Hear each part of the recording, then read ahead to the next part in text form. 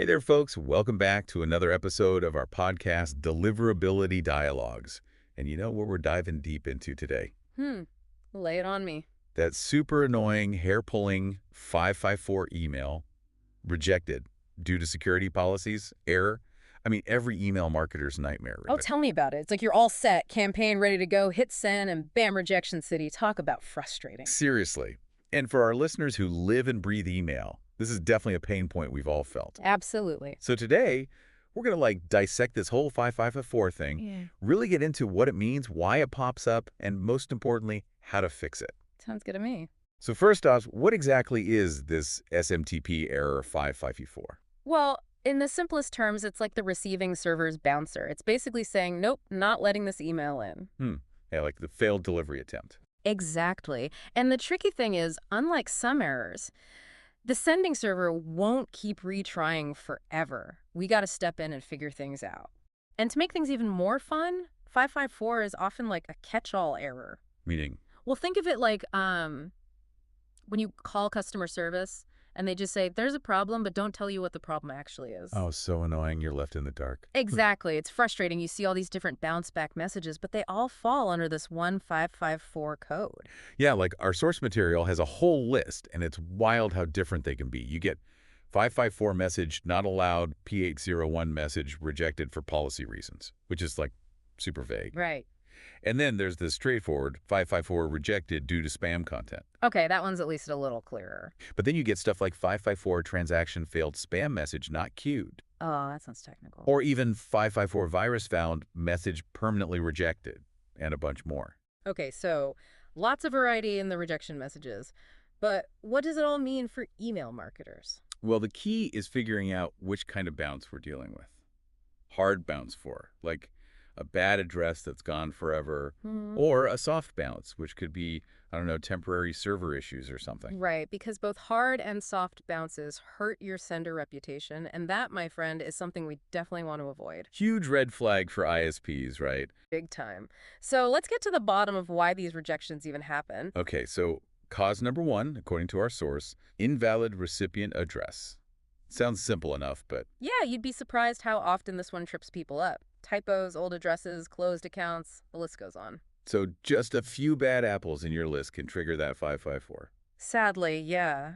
And it's not just about that one email, it's the bigger picture. ISPs see those bounces and think, this sender isn't keeping things tidy. So it's like a domino effect. Messy list equals a ding to your reputation, which means more emails might end up in spam or are rejected altogether. You got it. Next up, we've got those pesky DNS records. SBF, DMARC, DCAM, the whole shebang. Might sound like alphabet soup, but they're super important. Oh, I know. My eyes kind of glaze over whenever I have to deal with DNS stuff. So if these records are messed up, missing, or outdated, the receiving server gets all suspicious. Exactly. They're like, hold on, something's not right here, and they might just reject your email.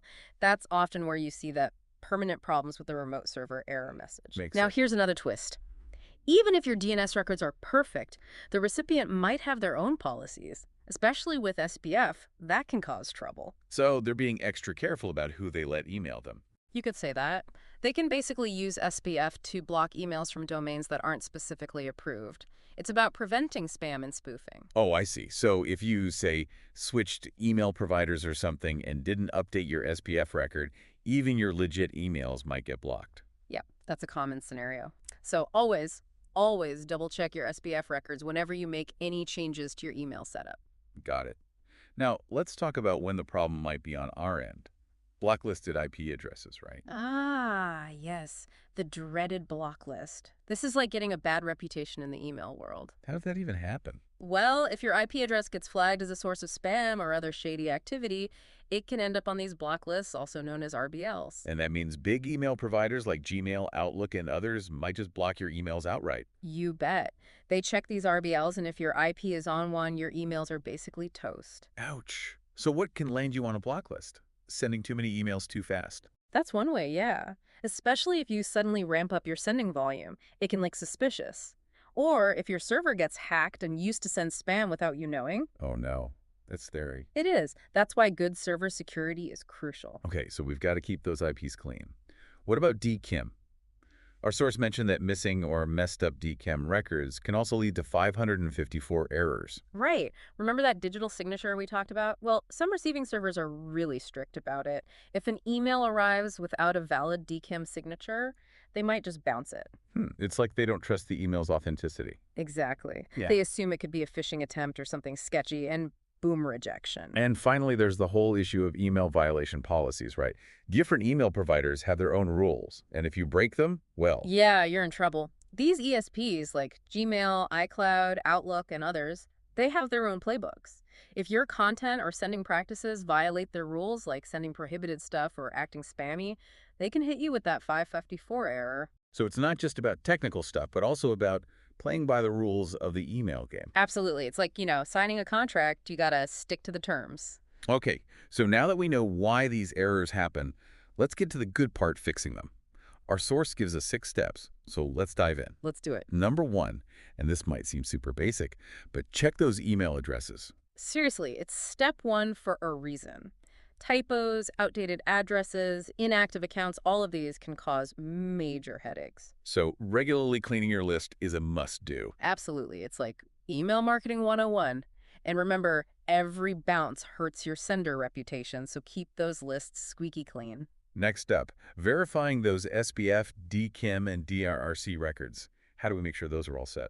First off, audit your current DNS records. There are tons of free online tools that can help you do this. They'll show you what you have and if anything's wrong or missing. Yeah, that's handy. Totally.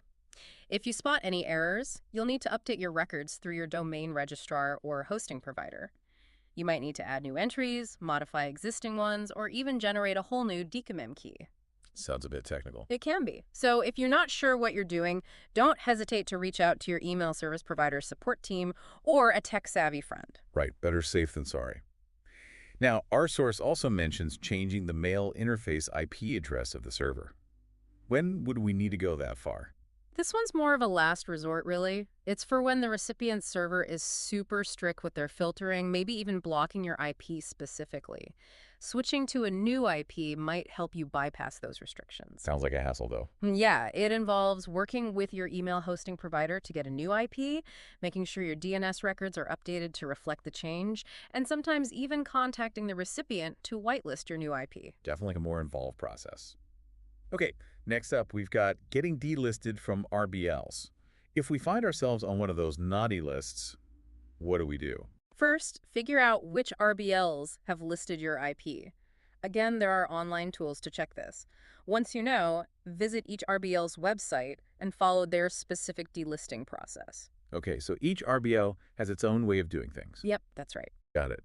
Now, the 5th fix, sending from a different set of IPs or even a new email address or domain, sounds like a pretty big change. It can be. It's usually a strategy for when your current sending reputation is, well, pretty bad. So like starting fresh. Kinda, yeah.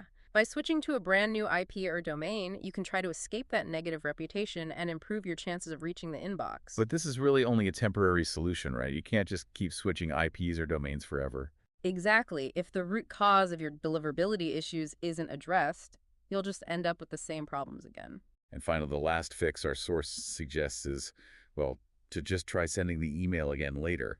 Sounds too simple to be true. Yeah, sometimes the simplest solutions actually work. This is often the case when the recipient server is just having a temporary hiccup, like maybe it's overloaded or under maintenance. In these cases, waiting a bit and trying again can often do the trick. Now, our source also gives some tips for preventing email error 550. Although it's not the exact same as 554, a lot of these tips are relevant to good email sending practices in general, right? Oh, absolutely. These are all about keeping your email operation healthy and avoiding those deliverability landmines. So the first tip is to limit the number of emails sent per hour. Why is that important? Well, ESPs often have sending limits to prevent abuse. If you suddenly send out a massive blast of emails, it can trigger spam filters and land you in hot water. It's about sending consistently and within reasonable limits. The source mentioned a guideline of 50 emails per hour, but it really depends on your ESP and your sending reputation. Okay, so always check with your ESP to see what their specific recommendations are. The second tip is about blocking direct outgoing connections to remote SMTP servers. Why would we do that? This one's all about security and control. If one of your accounts gets compromised, hackers could use your server to send out spam without you even knowing. Yikes. Yeah, not good. By blocking those direct connections and routing your email through a more controlled system, you can keep an eye on things and spot any suspicious activity. So it's like adding an extra layer of security to your email operation. Exactly. Next up, scanning outgoing emails. This sounds like a no-brainer, right? It really is. All right, tip number 4. Something we should all be doing anyway. Changing passwords regularly and making sure they're strong and unique. Yes, strong passwords are the first line of defense against hackers. And the stronger, the better. Absolutely. And finally, the last tip. Using a web application firewall, or WAY. This one might seem a bit less directly related to email, but it actually plays an important role. How so? Well, a wave is like a shield for your web applications, protecting them from attacks. And by preventing those attacks, you're indirectly protecting your email operation too. I see. It's all connected. Yeah. If your website's security is compromised, it could have a ripple effect on your email deliverability. Exactly. It's all about keeping your entire online presence secure. So we've covered a lot of ground today. We've demystified that 554 error, explored why it happens, and learned how to fix it and prevent it from happening again. Hopefully our listeners are feeling a little less intimidated by this error now. I hope so too. Yeah.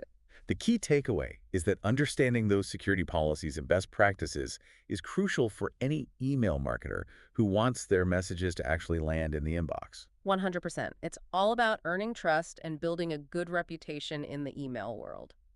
Well, this deep dive has really shed some light on the often confusing world of the 554 error. It's a common problem, but now we have the tools to tackle it. Exactly. And it's clear that understanding the causes and the solutions is crucial for anyone who relies on email. It's not just about clicking send. There's a whole lot more going on behind the scenes. That's it. Thanks for tuning in. Until next time, happy InboxAlly.